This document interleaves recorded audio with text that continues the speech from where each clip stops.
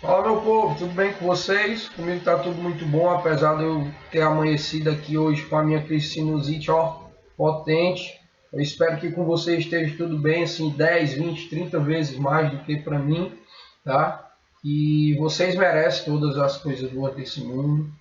E hoje nós vamos utilizar a nossa aula para fazer uma breve revisão do que vocês irão encontrar amanhã no simulado. E eu trouxe um material mais baseado nos estudos do sensoriamento remoto, tá? A nossa prova vai ter muita informação sobre esse assunto, então eu resolvi pegar um videozinho aí para a gente assistir juntos aqui e basicamente, né, ajudar vocês amanhã com esse simulado, tá bom, galera? Não esqueçam de deixar aqui no chat a frequência de vocês.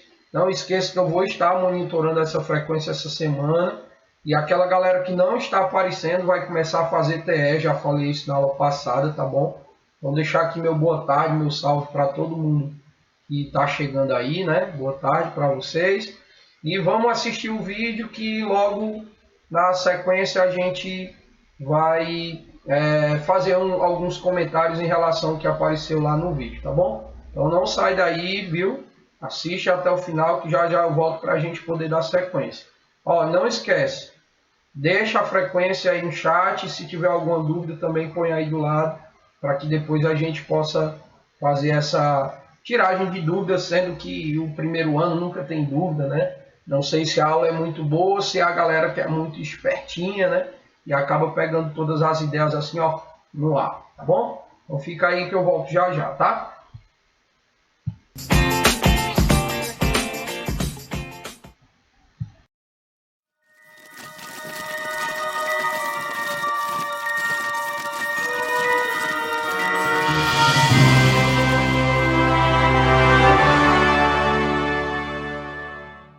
Salve, salve minha galerinha mais ou menos nerd, sejam todos bem-vindos ao nosso canal.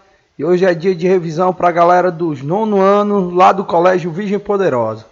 A nossa revisão é uma fala sobre cartografia, que é a parte da geografia responsável em fazer e elaborar a representação de uma determinada área.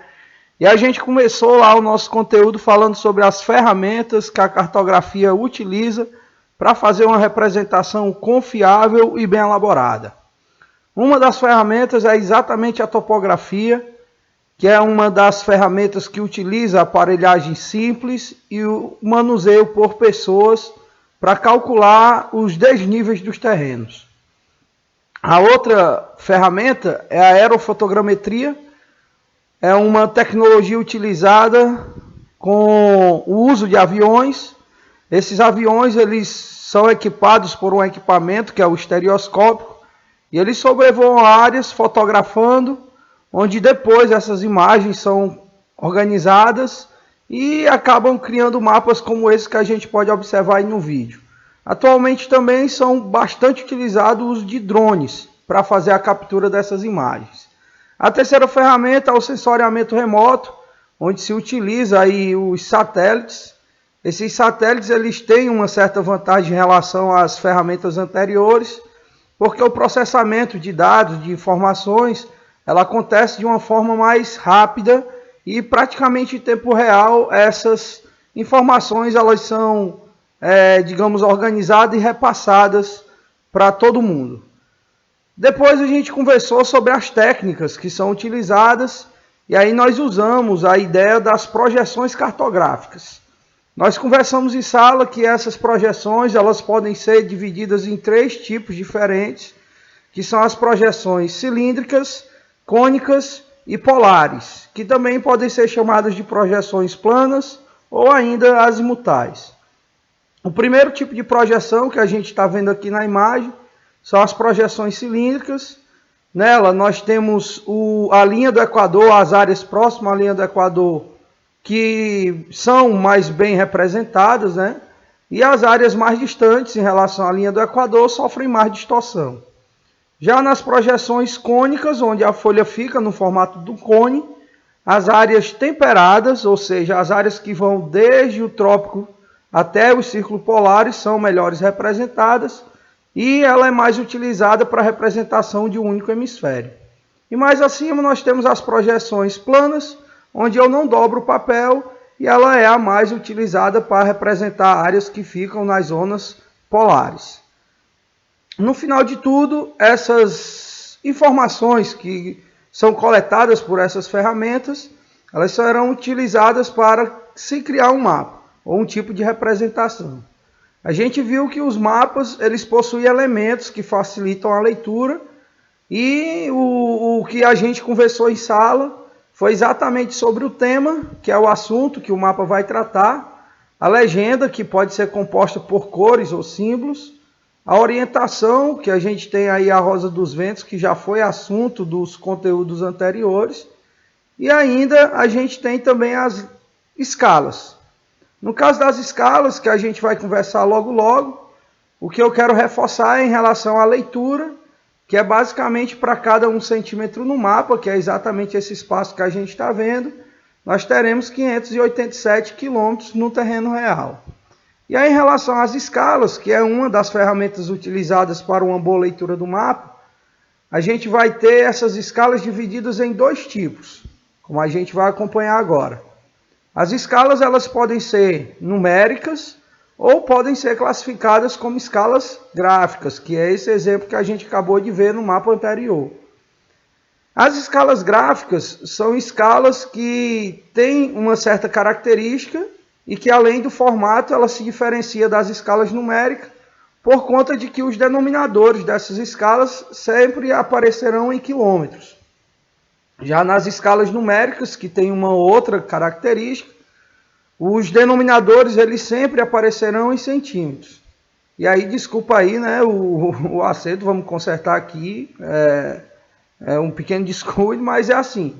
E aí essas escalas, elas podem ser também consideradas ou utilizadas, né, em tamanhos.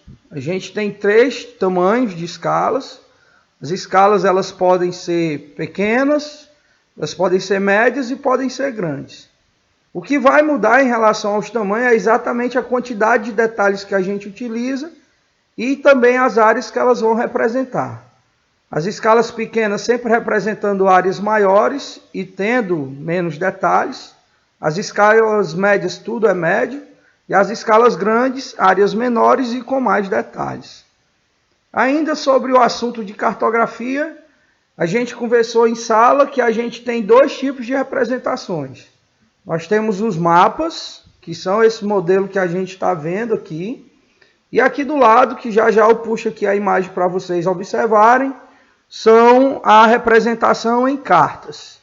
O que é importante da gente destacar aqui é que quando a gente fala de mapa e de cartas, existe uma diferença bem básica entre os dois. A diferença é exatamente o tamanho de escala que eu utilizo. Nos mapas nós iremos utilizar escalas pequenas e nas cartas nós iremos usar escalas médias ou grandes. No caso dos mapas, onde se utiliza as escalas pequenas, porque a área que está sendo representada é a maior possível e também a quantidade de detalhes que nós iremos utilizar é bem menor. Até porque se faz necessário para que eu possa entender que aquele desenho, aquela representação se refere a uma determinada área. Já nas cartas, eu utilizo uma escala média e grande porque a quantidade de detalhes tem que ser bem maior. A gente viu ainda na sequência que existem 4 tipos de mapas. Os mapas gerais, quando você tem uma representação onde o tema ele cuida de mais de um assunto, né? Ele tem vários assuntos em questão, em destaque, e aí eu acabo identificando essa representação, esse mapa, como um mapa geral. Nesse outro modelo, nós temos os mapas ou cartas topográficas, que são aqueles mapas ou cartas que representam relevo e terreno. Nós vimos ainda, na sequência, uma outra modalidade de mapas, que são também cartas, que são os temáticos.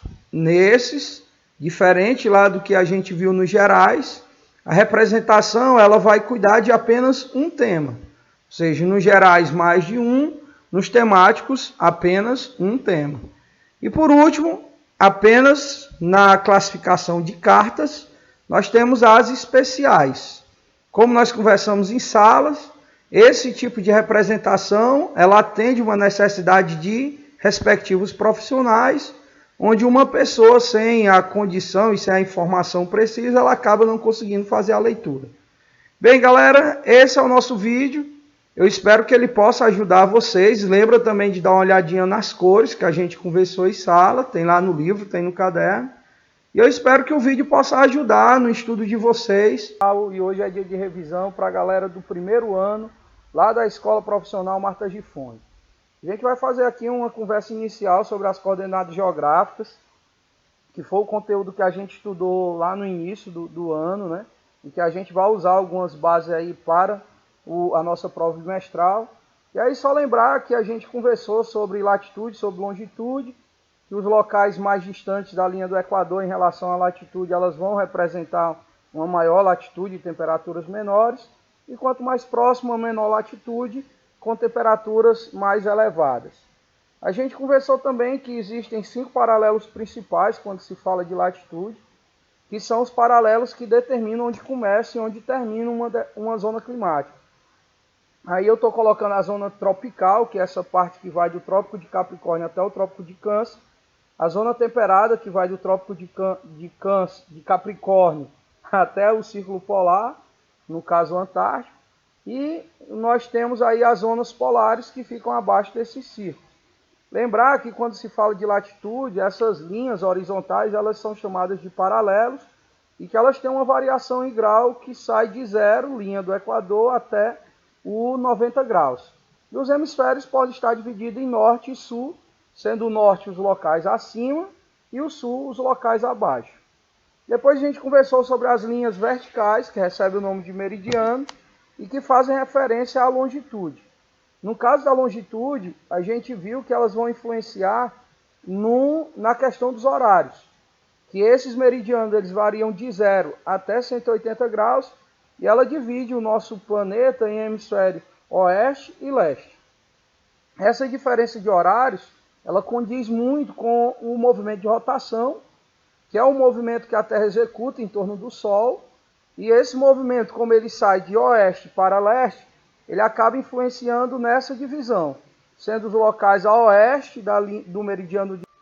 Bem, galera, eu espero que o vídeo tenha ajudado vocês, né? Como era a minha intenção. Não é um vídeo gravado por mim, porque, como eu disse, a gente teve muitos problemas aí técnicos, e aí eu resolvi pegar esse vídeo, já que já existem outros vídeos também já gravados por mim.